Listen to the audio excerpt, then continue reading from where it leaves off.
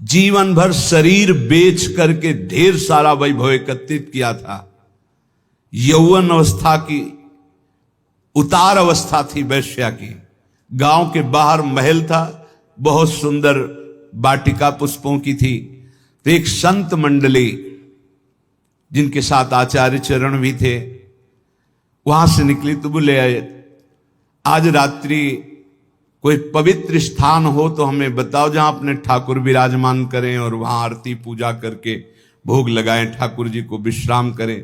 तो कुछ उद्दंड लोग थे, उन्होंने कहा हाँ बहुत पवित्र स्थान है, वो जो बगीचा देख रहे हो ना वो परम पवित्र ही है, क्योंकि वहां वैश्या अपने मित्रों के साथ हास्य विलास ऐसे करती रहती थी। संत सरल चित्त, कहीं कोई संशय नहीं, विश्वास, गए वहां, जल छिड़का, सोहनी लगी, ठाकुर जी विराजमान हुए। बस थोड़ी ही देर में भोग लगने के बाद जब आरती हुई, संध्या आरती, तो शंख घंटानाद, वैश्या ने सुना कि मेरे बगीचे में शंख घंटानाद कहां से, मैं तो नीच आचरण कर, दृष्टि डाली तो एक से एक परमहंस महात्मा सब। ओहो, मुझ अभागिनी के भाग्य खुल गए, ये भगवत प्रेमी महात्मा कहां से आ गए। अभी तक तो कौओं जैसी चेष्टा करने वाले लोगों का संग ये हंस कैसे आ गए हमारे बगीचे में।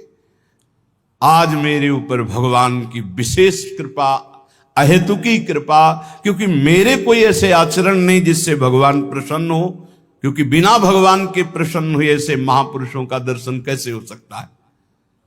गई स्वर्ण के कुछ मुद्राएं, चांदी की मुद्राएं, कुछ फल मेवा आदि रखकर, महाराज स्वीकार करो। कौन हो तुम? भगवान जिस बगीचे में बैठे हो इस दासी का ही बगीचा है। कौन हो तुम?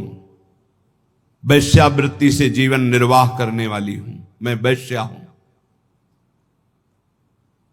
कहा बेटा कोई बात नहीं, भगवान के तो सब संतानें हैं, कोई बात नहीं, पर हम लोग तुम्हारा ये फल, ये धन, ये भोग सामग्री नहीं पा सकते, शास्त्र मर्यादा है। तो क्या भगवान हमारे उद्धार के लिए कोई रास्ता नहीं?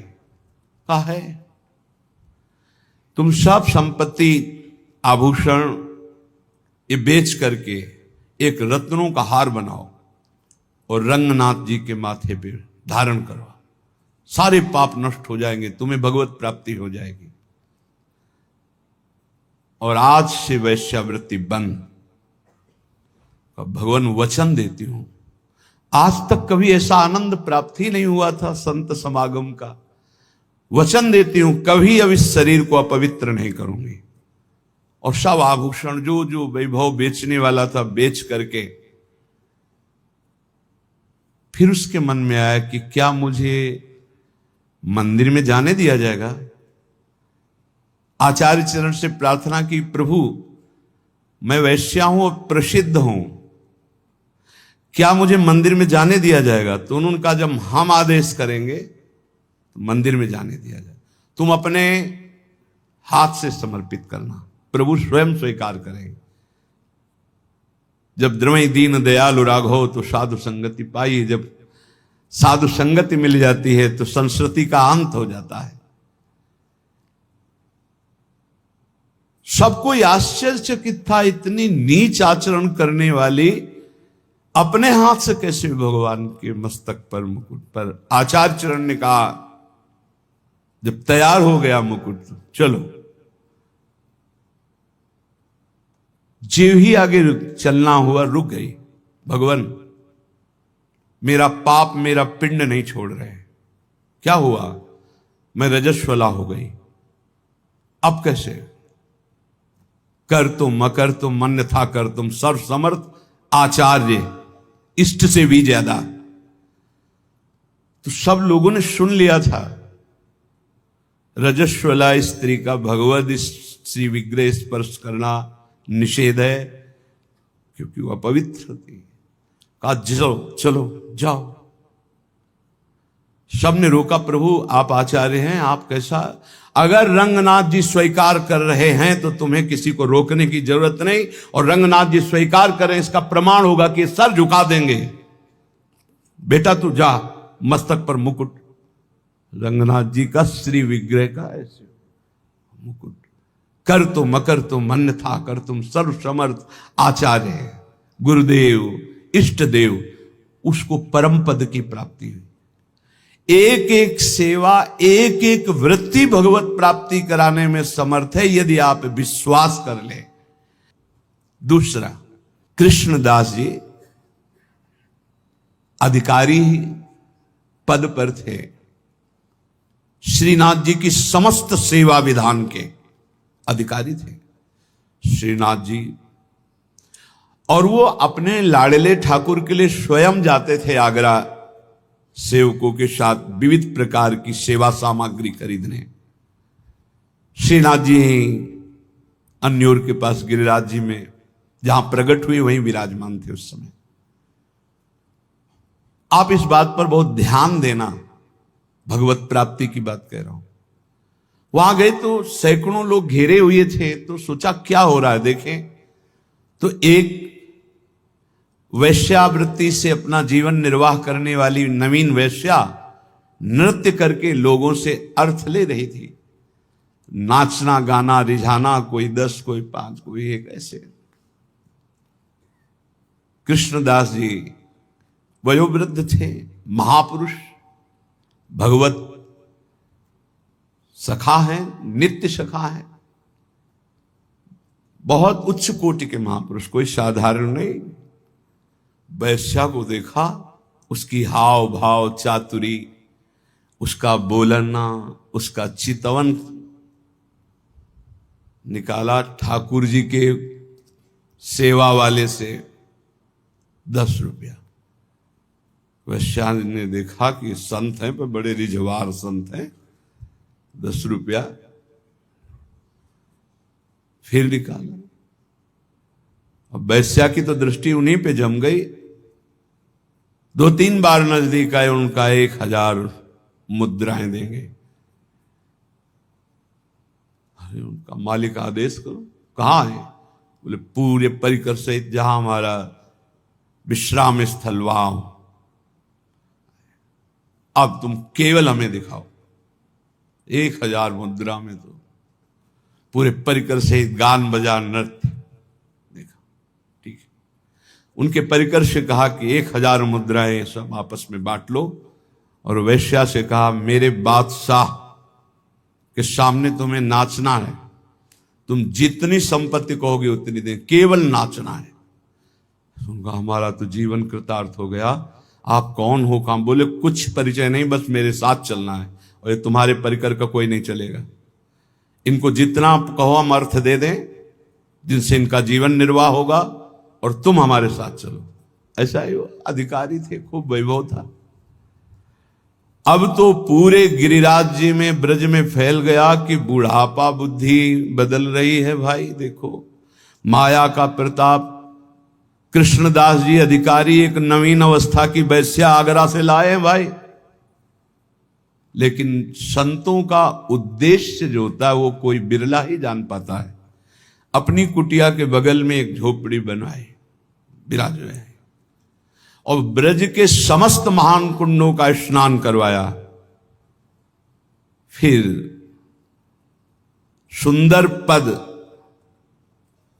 पूर्ण रूप से अपनी रस रीति से गाना सिखाया, उसे ऐसे गायन किया जाता, और अपनी रस रीति के वाद्य।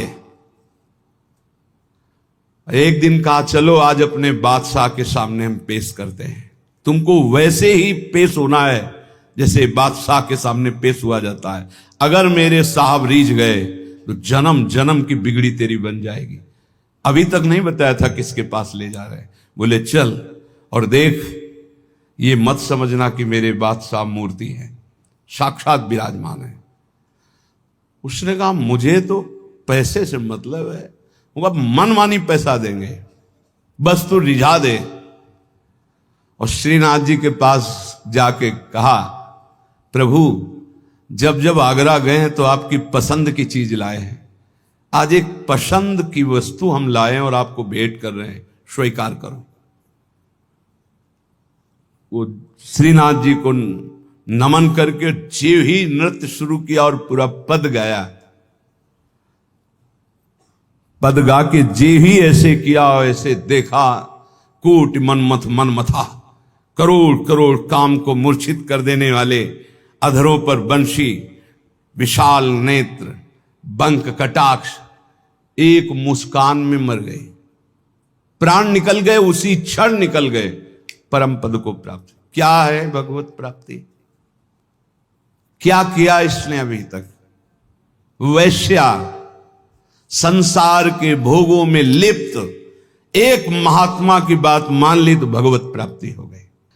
जिस क्षण जीव आचार्य शरण में हुआ, उसी क्षण से आचार्य ने पकड़ लिया उसे। आचार्य प्रकट ही हुए हैं करुणा करने के लिए। सब प्रकार के दुख दोषों का अपहरण करके अपना महान सुख प्रदान कर देते हैं आचार्य चरण। भगवत रसिक जी कहते हैं, जिस दिन से मैं स्वामी हरिदास जी की शरण में हुआ, स्वामी जी ने उसी दिन से अपना लिया और सारे दुख दोषों का हरण करके मुझे महान सुख प्रदान किया।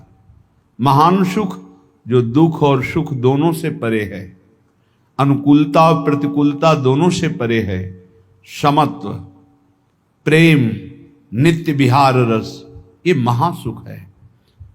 प्रायः हमारी मानुष बुद्धि होने के कारण जब अनुकूलता मिलती तो लगता है गुरु की बड़ी कृपा है, आचार्य की बड़ी कृपा है, और जब प्रतिकूलता मिलती तो लगता है शायद वो कृपा हट गई।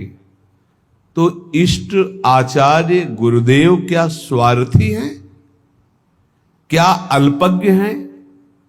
क्या वो राग द्वेष करते हैं? नहीं। जिनके चरणों का आश्रय लेने से परब्रह्म परमात्म तत्व का बोध होता है, प्रियालाल का प्रेम प्राप्त होता है, उनमें अपना पराया कहां, राग द्वेष कहां? वहां तो एकमात्र शरणागति का निर्वाह है। अब वो कई प्रकार से होता है। कभी कभी आचार्य गुरुदेव इष्ट देव की ऐसी करुणा प्रकट होती है जो बड़ा भयंकर रूप लेती है। हमारे लिए ऐसा लगता है बड़ा भयावना है, और परिणाम बड़ा सुहावना होता है कि यदि वो ऐसी कृपा न करते तो ये परिणाम न मिलता। पक्का मान लीजिए, कभी कभी ऐसा सुहावना लगता है कि बहुत कृपा है, पर सुहावना लगना ज्यादा अच्छा ठीक नहीं, क्योंकि जब भयावना आएगा तब हम सुहावने में पले हैं तो हमारा मन कहीं प्रतिकूल ना हो जाए आचार्य चरणों से, गुरुदेव से, इष्ट देव से। इसलिए ये हृदय में चिंतन कीजिए कि आचार्य कृपा, गुरु कृपा, इष्ट कृपा, ये एक ही है और ये परम सुख प्रदान करती है। परम सुख जो ब्रह्मा के द्वारा रचा हुआ नहीं है। जिनके द्वारा ब्रह्मा रचे गए हैं उनका परम सुख, परमात्म सुख, भगवदानंद, प्रेमानंद, ये प्राप्त होता है। भगवत ऋषि जी कहते हैं, जिस दिन से आचार्य की शरण में हुए, उन्होंने अपनाया, सारे दुख दोष नष्ट हुए और मुझे महान सुख प्रदान किया। एक दिन भगवत ऋषिक जी अपने गुरुदेव पूज्य श्री ललित मोहिनी देव जी से टटिया स्थान में जाकर के कहा कि गुरुदेव बहुत संयम से रहता हूं, मधुकरी वृत्ति से रहता हूं, फिर भी काम वेदना बहुत सताती है। मानो ये हर उपासक का प्रश्न है। बहुत संयम से, बहुत इंद्रियों को अंतर्मुख रख के, फिर भी ये काम वेदना सबसे बड़ा वेग है। ये काम बड़े बड़े ज्ञानियों का भी शत्रु है। साधारण पुरुषों को तो मार ही गिराता है, ये ज्ञानियों को भी गिरा देता है। इसमें बड़ा लुभावनापन है। भगवत ऋषिक जी के गुरुदेव ने कहा श्री ललित मोहिनी देव जी ने कि वो करवा उठा के ला, उसमें पानी भरा, थोड़ी देर में उसमें तेल उतराने लगा। कहा देखो पहले इसमें तेल नहीं दिखाई दे रहा था, कुछ दिन पहले इसमें तेल रखा गया था, सुखाने पर ऐसा लगा तेल खत्म हो गया है, लेकिन पानी डाला तो उसमें ऊपर चिकनाहट दिखाने लगी। देखो ऐसे ही थोड़ी दिन साधना करने पर, तप के द्वारा सुखाने पर ऐसा लगता है काम वेदना नष्ट हो गई, लेकिन जहां काम का संयोग होता है फिर दिखाई देने लगता है। फिर उस करवे को रसोई अमनिया की गई थी तो बहुत आग बची हुई थी, उसी आग में रख दिया। थोड़ी देर के बाद निकाला, फिर पानी डाला, बिल्कुल तेल नहीं आया। बोले देखा अब नहीं। जब प्रभु के मिलन की आग में हृदय जलने लगता है, तड़पने लगता है, रोना सिसकना तड़पना आहों की जागीर, आहा आज की रात गई आप नहीं आए, हाय आज का दिन भी गया आप नहीं आए।